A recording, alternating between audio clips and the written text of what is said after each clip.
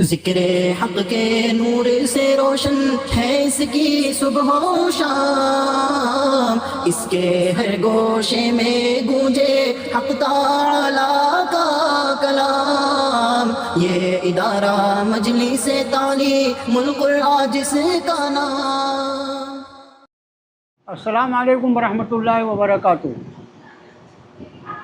وعلیکم السلام ورحمۃ اللہ وبرکاتہ۔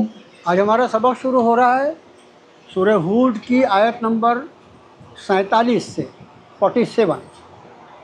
آیت پر نگاہ رکھیے۔ اعوذ باللہ من الشیطان الرجیم، بسم اللہ الرحمن الرحیم۔ قال رب انی اعوذ بک ان اسألک ما لیس لی بہ علم وَإِلَّا تَغْفِرْ لِي وَتَرْحَمْنِي أَكُن مِّنَ الْخَاسِرِينَ۔ قال، کہا، رب، اے میرے رب، انی، بے شک میں، اعوذ بک، سب سے پہلا لفظ جو ہم نے سنا تھا، پڑھا تھا، اعوذ بک، میں پناہ میں آتا ہوں تیری، میں پناہ مانگتا ہوں تجھ سے، ان کے، اسألک، میں سوال کروں تجھ سے، ماں جو، لیسا نہیں، لی مجھے، بہی اس کا، علم، ہر لفظ جو ہے وہ آپ کا پڑھا ہوا ہے۔ انہوں نے کہا، یعنی کہ نوح علیہ السلام نے کہا، اے میرے رب، بے شک میں پناہ مانگتا ہوں تجھ سے کہ میں سوال کروں تجھ سے جو نہیں مجھے اس کا علم، وَإِلَّا تَغْفِرْ لِي، اور اگر نہیں مغفرت کی تو نے میری، وَتَرْحَمْنِي، اور نہیں رحم فرمایا مجھ پر، اکم من الخاسرین، اکم من الخاسرین، میں ہو جاؤں گا نقصان اٹھانے والوں میں سے۔ سارے الفاظ آپ کے پڑھے ہوئے ہیں۔ کہ نوح نے عرض کیا، اے میرے پروردگار، اے میرے رب، میں اس بات سے آپ کی پناہ چاہتا ہوں کہ میں آپ سے ایسی چیز کا سوال کروں جس کا مجھے علم نہیں، اور اگر آپ مجھے معاف نہ فرما دیں اور مجھ پر رحم نہ فرمائیں تو میں نقصان اٹھانے والوں میں سے ہو جاؤں گا۔ یہ پیغمبر کی عظمت دیکھیے، یہ پیغمبر کی عظمت، جیسے رب تعالیٰ نے فرمایا تو انہوں نے اللہ سے معافی بھی مانگ لی، مغفرت کی درخواست بھی فرما دی، اور اس کے بعد اگلی آیت میں رب نے فرمایا، قیل یا نوح اہبط بسلام منا وبرکات علیک وعلی امم ممن معک وامم سنمتعہم ثم یمسہم منا عذاب علیم۔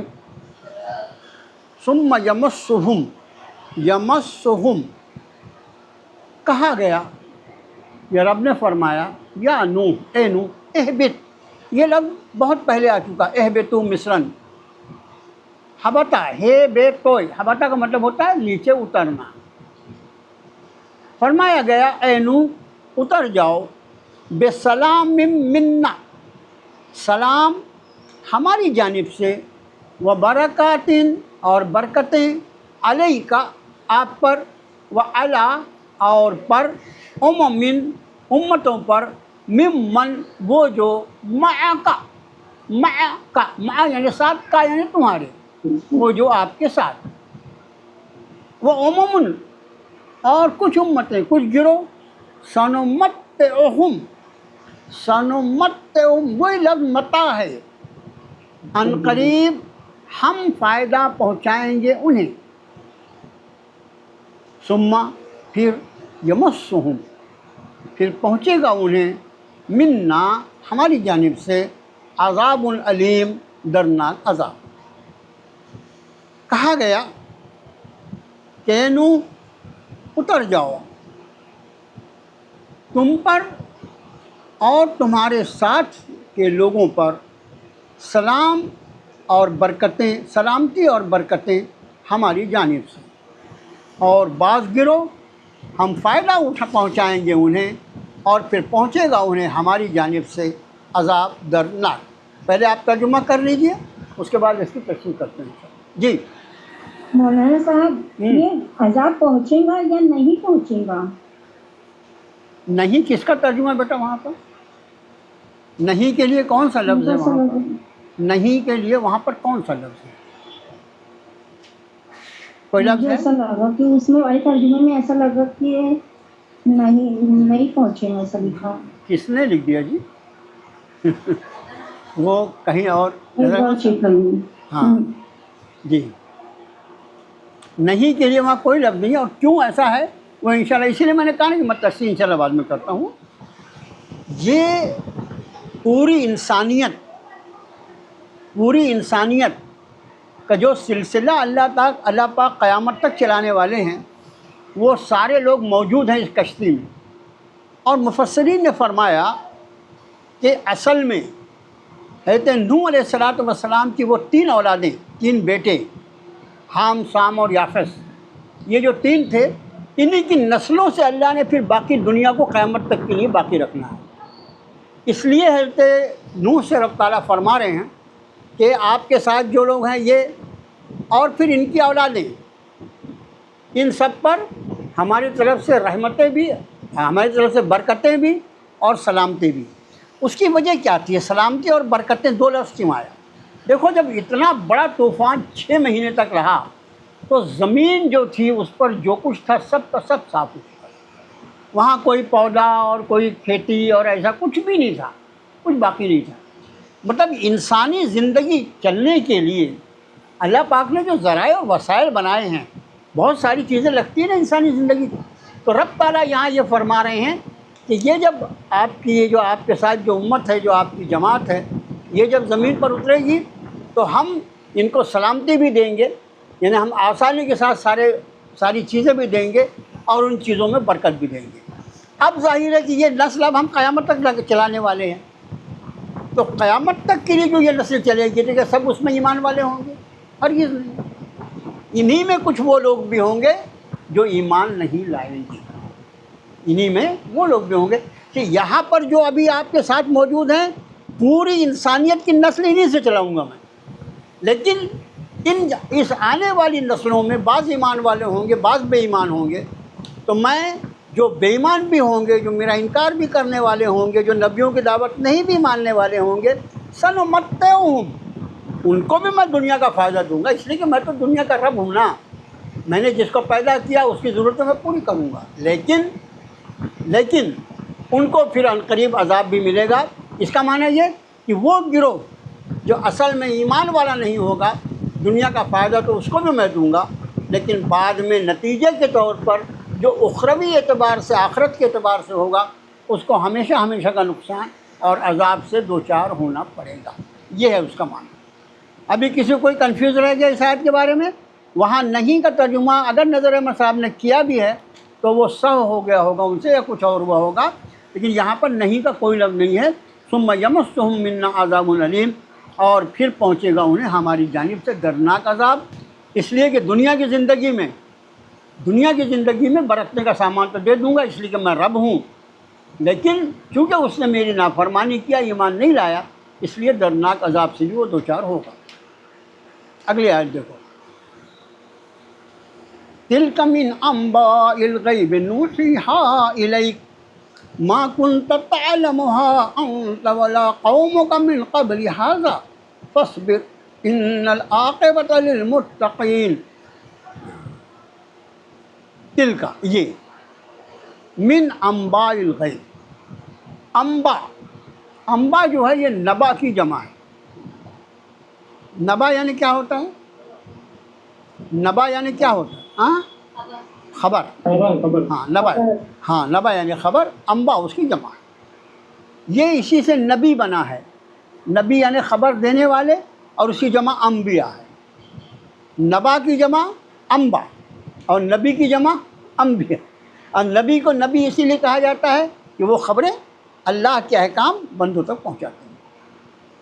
تو تلک من انباء الغیب، یہ خبریں ہیں غیب کی، غیب کا ترجمہ غیب، پوشیدہ چیزیں، چھپی ہوئی چیزیں، یہ خبریں ہیں غیب کی، نوحیہا، نوحی ہم وحی کرتے ہیں، ہا انہیں، یہ ہا کی ضمیر جو ہے یہ انبا کی طرف جا رہی ہے، یہ خبریں ہیں غیب کی، جو ہم وحی کرتے ہیں انہیں آپ کی طرف، الیکا آپ کی طرف، ما کنت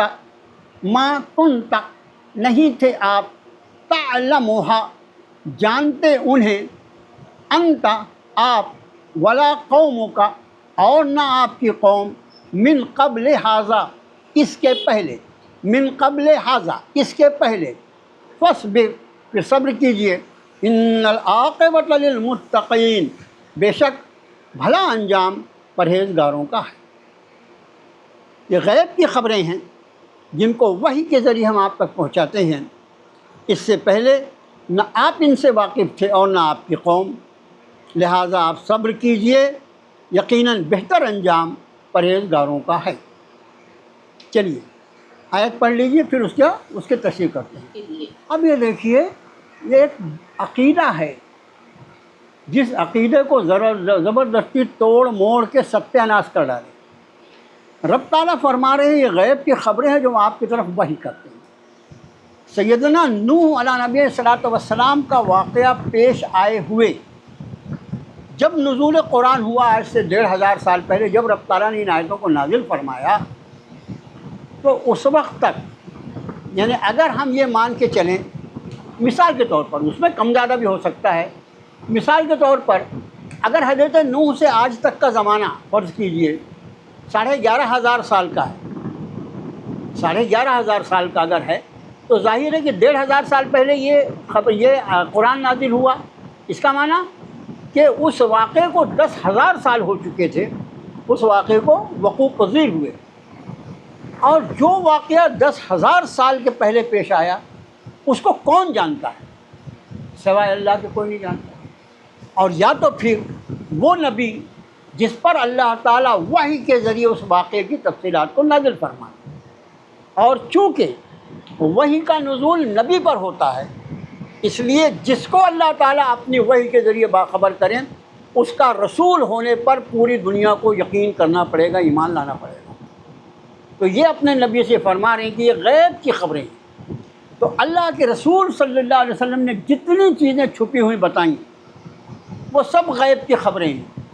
مثلا آپ دیکھیے، اس قرآن کا کمال ہے کہ حضرت آدم علیہ السلام کو کب اللہ نے پیدا فرمایا تھا وہ تو آسمان کے اوپر کا واقعہ ہے، لیکن اس واقعے کو اللہ نے اپنی کتاب میں نازل فرمایا، اس کی تفصیلات نبی کریم صلی اللہ علیہ وسلم پر نازل فرمائیں، اور آج ہر مسلمان جانتا ہے کہ ہمارے والد محترم کو کس طرح اللہ نے آسمانوں پہ پیدا فرمایا، کیسے ان کو فرشتوں کے ذریعے سجدہ کروایا، کیسے ان کو جنت میں نہ جانے کتنی مدت تک رکھا، پھر ان سے اللہ نے ہماری والدہ محترمہ کو پیدا فرمایا، پھر ان دونوں کو شجر والا واقعہ پیش آیا، پھر ان کو دنیا میں بھیجا۔ یہ سارے واقعات کیسے معلوم ہوئی؟ یہ غیب کی خبر ہے، یہ غیب کی خبر ہے، اور یہ معلوم ہوئی کس کے ذریعے؟ نبی کریم صلی اللہ علیہ وسلم پر جو وحی نازل ہوئی اس کے ذریعے۔ تو نبی کے پاس جو کچھ علم ہوتا ہے وہ ہوتا ہے اخبار غیب، غیب کی خبریں، غیب کی وہ خبریں جو اللہ اپنے نبی کو ارشاد بتا دیتے ہیں، وہ اخبار غیب کہلاتا ہے، وہ علم غیب نہیں کہلاتا۔ ہمیشہ وہ غیب کی خبریں ہوتی ہیں جو اللہ تعالیٰ ان پر ظاہر فرماتا ہے، اور کلی علم غیب یہ صرف اللہ کی صفت ہے۔ واللہ الذی لا الہ الا هو عالم الغیب والشہادہ، وہ اللہ، اس کے سوا کوئی معبود نہیں، وہی عالم الغیب ہے، اور وہی ہر ظاہر اور ہر باطن کا، ہر چھپی اور ظاہر کو جاننے والا۔ سارا علم اللہ نے اللہ کو ہے، اس کے سوا کسی کو نہیں۔ پھر اپنے نبی کو جتنی وہ چاہے خبر کر دے، اور یہ ساری کی ساری اخبار غیب کہلاتی ہیں۔ تلک من انباء الغیب، یہ غیب کی خبریں ہیں نبی صلی اللہ علیہ وسلم، نوحیہا الیک، جن کو ہم نے آپ کی طرف وحی فرمائی۔ تو نبی جو ہوتے ہیں وہ غیب نہیں جانتے، اگر کوئی یہ کہے تو یہ بھی ذاتی ہے، ان کو اتنا غیب معلوم ہوتا ہے جتنا اللہ ان پر ظاہر فرما دے اپنی وحی کے ذریعے۔ اب دیکھیے قرآن شریف میں کتنے ایسے واقعات ہیں۔ اما عائشہ رضی اللہ تعالیٰ عنہ کا جو واقعہ پیش آیا سورہ نور میں، انشاءاللہ اللہ تعالیٰ پہنچائیں گے جب، تو اس واقعے کو ہم آپ کو سامنے تفصیل سے اگر اللہ نے زندہ رکھا تو آپ کو بتائیں گے۔ امی عائشہ پر الزام لگا دیا گیا منافقوں کے ذریعے، اور پورا معاشرہ، اسلامی معاشرہ ہل گیا، اور ایک اچھی خاصی مدت 1 مہینے سے زیادہ تک وہ چلتا رہا پورا، یعنی کیا حال تھا اس وقت بتا نہیں سکتے۔ لیکن نبی کریم صلی اللہ علیہ وسلم پر جب وحی اللہ نے نازل فرمائی، سورہ نور کی آیتیں نازل فرمائی، حضرت عائشہ صدیقہ رضی اللہ تعالیٰ عنہ کی برات کا اعلان فرمایا، تو جب کہیں جا کے وہ پورا معاملہ، اگر نبی کو غیب کا علم ہوتا تو یہ واقعہ پیش ہی نہیں آتا۔ کیوں واقعہ پیش آتا ہے؟ ایسی بات کر رہا ہے، مجھے معلوم ہے نا، ایسا نہیں ایسا ہے۔ تو بہرحال یہ ہمارا عقیدہ ہونا چاہیے کہ عالم الغیب، الغیب، جتنی چھپی ہوئی چیزیں ہیں ان سب کا جاننے والا صرف اللہ، فقط اللہ۔ اور پھر اپنے انبیاء کو وہ جتنی اس میں سے خبریں بتا دے اس کی، نبی کو اتنا علم ہوتا ہے۔ قبر کے اندر کیا ہوتا ہے، ہم میں سے کوئی قبر میں گیا نہیں، جانے کی تیاری میں ہیں ہم لوگ، لیکن قبر کے اندر کیا ہوتا ہے الحمدللہ ہم کو معلوم ہے۔ کس نے خبر دیا؟ نبی کریم صلی اللہ علیہ وسلم نے۔ انہوں نے کیسے خبر دیا؟ ان کو اللہ نے خبر دی۔ یہ غیب کی خبریں ہیں جو ہم آپ پر وحی کرتے ہیں، یہ بس یہ سمجھ۔ اگلی آیت شریف پڑھیں۔ وَإِلَىٰ عَادٍ أَخَاهُمْ هُودًا قَالَ يَا قَوْمِ اعْبُدُوا اللَّهَ مَا لَكُم مِّن إِلَٰهٍ غَيْرُهُ إِنْ أَنتُمْ إِلَّا مُفْتَرُونَ۔ وَإِلَىٰ عَادٍ، اور عاد کی طرف، عاد ایک قوم کا نام ہے، عاد ایک قوم کا نام ہے، اور قوم عاد کی طرف اخاہم ہودا، انہی کے بھائی حضرت ہود علیہ السلام۔ ذہن میں رکھیں، عاد میں بھی 3 ہی حرف اور ہود میں بھی 3 ہی حرف، لیکن عاد جو ہے وہ قوم کا نام ہے جس پر عذاب آیا، اور ہود اس نبی کا نام ہے، اس پیغمبر کا نام ہے جو قوم عاد کی طرف بھیجی گئی۔ یہ خیال رکھنا، 3 حرف دونوں میں تو کنفیوز نہیں ہونا، ادھر کا ادھر نہیں کرنا۔ وَإِلَىٰ عَادٍ أَخَاهُمْ هُودًا، اور عاد کی طرف ہم نے ان کے بھائی ہود علیہ السلام کو بھیجا۔ انہوں نے فرمایا میری قوم بندگی کرو یا عبادت کرو اللہ کی، نہیں تمہارے لیے اس کے سوا کوئی معبود، من الہ غیر، کوئی معبود اس کے سوا۔ یہاں من کا ترجمہ سے نہیں، من کا ترجمہ کوئی معبود غیرہ، اس کے سوا۔ ان انتم الا مفتر، اب ان کے بعد اللہ آئے تو ان کا ترجمہ اگر سے نہیں کریں گے بلکہ ان کا ترجمہ نہیں سے کریں گے، نہیں تم مگر جھوٹ گھڑتے ہو، یعنی جو تم شرک کرتے ہو، یہ جھوٹ بڑھنا ہے۔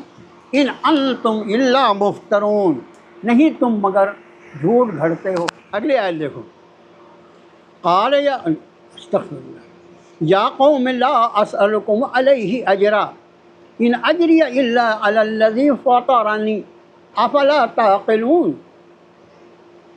یا قوم، اے میری قوم، لا اسألکم علیہ اجرا، نہیں میں سوال کرتا تم سے اس پر کسی اجر کا۔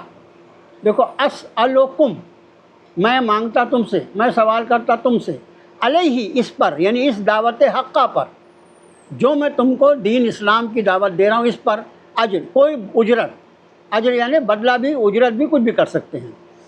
اے میری قوم، نہیں میں مانگتا اس پر، نہیں میں مانگتا تم سے اس پر کوئی اجرت، ان اجری الا علی اللہ، نہیں ہے میری اجرت، نہیں ہے میرا بدلہ مگر اللہ پر، علی الذی، اس ذات پر، فطرنی، جس نے مجھے بنایا، جس نے مجھے پیدا کیا۔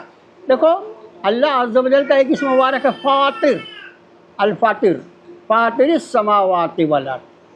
تو فاطر کا مطلب بھی کیا ہوتا ہے؟ بنانے والا، پیدا کرنے والا، کھولنے والا۔ ان اجری الا علی الذی فطرنی، نہیں ہے میرا اجر مگر اس ذات پر جس نے مجھے پیدا کیا۔ افلا تعقلون، کیا تم سمجھتے نہیں ہو؟ افلا تعقلون، کیا پھر تم سمجھتے نہیں ہو؟ کہ اے میری قوم، نہیں میں مانگتا اس پر تم سے کوئی اجر، نہیں ہے میرا اجر مگر اس ذات پر جس نے مجھے پیدا کیا، کیا تم پھر سمجھتے نہیں ہو؟ دیکھیے، میں تم سے کوئی اجر نہیں مانگتا، لیکن ایسا تھوڑی ہے کہ میں اتنا بڑا کیا سب سے بڑا کام کروں گا مجھے اجرت نہیں ملے گی، مگر اس کی ساری اجرت میرے اس اللہ پر ہے جس نے مجھے پیدا کیا۔ اس لیے یہ کام ایسا ہے کہ اس کی اجرت دنیا میں کوئی دے ہی نہیں سکتا۔ کسی کو اللہ تعالیٰ ہدایت کا راہ دکھانے کے لیے ذریعہ بنا لے، یہ ایسی سعادت ہے کہ یہ انبیاء علیہ السلام کے لیے اللہ نے لکھی، اور پھر انبیاء کی دعوت کو جو لوگ پہنچاتے ہیں انسانوں تک، تو یہ ایک ایسا کام ہے کہ اس زمین پر اس کی اجرت دی ہی نہیں جا سکتی۔ اس کی اجرت اگر کوئی دے سکتا ہے تو صرف وہ اللہ جس نے اس کام کو ہمارے حوالے کیا ہے، اللہ کے دین کی بات لوگوں کو بتانا، لوگوں کو اللہ کی طرف رہنمائی کرنا۔ ومن احسن قولا ممن دعا الی اللہ، بھلا اس سے بہتر بات کس کی ہو سکتی ہے جو لوگوں کو اللہ کی طرف بلائے۔ اس لیے پیغمبر کہتے ہیں، حضرت ہود علیہ السلام فرماتے ہیں کہ میرا اجر تم سے کیا مانگوں گا، میں کیوں مانگوں گا، میرا اجر میرے اللہ کے ذمے جس نے مجھے پیدا کیا۔ اگلے آیت دیکھیے، وَيَا قَوْمِ اسْتَغْفِرُوا رَبَّكُمْ ثُمَّ تُوبُوا إِلَيْهِ يُرْسِلِ السَّمَاءَ عَلَيْكُمْ مِدْرَارًا وَيَزِدْكُمْ قُوَّةً إِلَىٰ قُوَّتِكُمْ وَلَا تَتَوَلَّوْا مُجْرِمِينَ۔ اے میری قوم، استغفار کرو اپنے رب سے، مغفرت چاہو اپنے رب سے، مغفرت طلب کرو اپنے رب سے، ثم توبوا الیہ، اور پھر پلٹ جاؤ اسی کی طرف، یرسل السماء، رسلا یعنی بھیجنا، یرسل السماء علیکم مدرارا، وہ برسائے گا تم پر آسمان سے زوردار بارش۔ دیکھو، یرسلا بھیجے گا، آسمان، سما آسمان، علیکم تم پر، مدرارا، مدرارا کہتے ہیں تیز بارش کو، ہلکی پھوار کو نہیں، تیز بارش، وہ برسائے گا تم پر تیز بارش، وَيَزِدْكُمْ، اور وہ زیادہ کر دے گا، یزدکم، اور وہ تمہارے لیے زیادہ کر دے گا، قوتاً الی قوتکم، تمہاری طاقت پر طاقت، ولا تتولوا مجرمین، یہ ول کا مطلب رخ پھیر لینا، اور نہ رخ پھیرو، نہ پھرو مجرم بن کر، ولا تتولوا مجرمین، اور نہ پھرو مجرم بن کر۔ اے میری قوم، مغفرت طلب کرو اپنے رب سے، پھر متوجہ ہو جاؤ اسی کی طرف، وہ بھیجے گا تم پر زوردار بارش، اور تمہاری طاقت پر طاقت بڑھا دے گا، اور نہ گھومو نہ پھرو مجرم بن کر۔ اس کے پہلے بھی ایک ایسا موقع تھا کہ ہم نے آپ کے سامنے استغفار اور توبہ یہ دونوں کا فرق بتایا تھا، وہی لفظ یہاں پر بھی آئے، استغفروا ربکم ثم توبوا الیہ، مغفرت طلب کرو اپنے رب سے اور پھر اسی کی طرف متوجہ ہو جاؤ۔ توبہ جو کہتے ہیں وہ پلٹنے کو کہتے ہیں، اور استغفار کہتے ہیں معافی مانگنے کو گناہوں سے۔ یہ ہمیشہ خیال رکھو، ہم لوگ توبہ استغفار توبہ ایک ساتھ کہتے ہیں، لیکن دونوں الگ الگ معنی رکھتے ہیں۔ یہاں پر دیکھیے واضح ہے یہ لفظ کہ استغفروا، تم پہلے مغفرت طلب کرو، ثم توبوا الیہ، اور پھر اسی طرف لوٹ جاؤ۔ گناہ جو ہے وہ اللہ کے احکام کو پیٹ دکھانا ہے، پھر اللہ کے حکم کو مان لو، اس پر عمل پیرا ہو جاؤ، تو تمہاری توبہ سچی ہو جائے گی۔ اس آیت شریفہ پر آج کا سبق پورا ہوتا ہے۔ یہ آیت نمبر 52، آیت نمبر 53 کل لیں، کل آیت نمبر 53 سے ہمارا سبق شروع ہوگا۔ ایک سوال پوچھنا تھا، جی پوچھ لیجئے۔ یہ آیت نمبر 50 میں جو ہے، اور ہم نے ان کو بھیجا قوم عاد کی طرف ان کے بھائی ہود کو، تو یہ نوح علیہ السلام کے بھائی سے مراد ہے ہود علیہ السلام؟ نہیں، دیکھو بیٹا، یہ اچھا وہ آپ نے پوچھ لیا، میں نے وہاں کیوں نہیں بتایا۔ یہ حضرت نوح علیہ السلام کے بعد، حضرت نوح علیہ السلام کے بعد جو نئی نسل چلی، پھر اس میں آگے چل کے اس میں ایک عاد نام کے آدمی پیدا ہوئے، اور پھر عاد کا سلسلہ جو چلا، ان کی خاندان، وہ پوری قوم عاد کہلائی۔ اسی طرح آگے جو ہے وہ سمود کا، قوم سمود کا تذکرہ آئے گا۔ وہ دو بھائی تھے، اور یہ دونوں بھائی جو عاد اور سمود جو تھے، یہ اوپر جا کے 3 نسلوں کے بعد حضرت نوح پر ان کا سلسلہ مل جاتا ہے۔ بیٹا حضرت نوح کی نسل میں سے، یعنی وہ جو تینوں بیٹے تھے نا آپ کے، انہی کی اولادوں میں سے یہ آگے چل کے ایک شخص سے جن کا نام جو تھا وہ عاد تھا، اور انہی کے نام پر ان کی پوری قوم کا نام عاد ہوا۔ اب یہاں جو فرمایا اخاہم ہودا، ہم نے قوم عاد کی طرف انہی کے بھائی ہود کو بھیجا، اس لیے کہ یہ حضرت ہود جو تھے اسی قوم عاد سے تعلق رکھتے تھے، قوم عاد سے ہی تعلق رکھتے تھے، اس لیے ان کو انہی کے بھائی ہود کی طرف، انہی کے بھائی عاد کی طرف تھا۔ ہر نبی جو بھیجا گیا ہے، ہر نبی جو بھیجا گیا ہے، وہ جس خاندان کے ہوتے تھے اسی خاندان پر ان کو بھیجا جاتا تھا، لوگ ان کو جانتے تھے۔ تو یہاں جو رب تعالیٰ نے فرمایا وَإِلَىٰ عَادٍ أَخَاهُمْ هُودًا، ہم نے عاد کی طرف ان کے بھائی ہود کو بھیجا، مطلب اسی قوم عاد میں سے ایک فرد حضرت ہود بھی تھے۔ समझ में आ गया बेटा, समझ में आया क्या? हाँ चलिए अब अगली आयत जो होगी हमारी 53 नंबर की, इंशाल्लाह कल का सबक होगा। अस्सलामु अलैकुम वरहमतुल्लाहि व बरकातहू।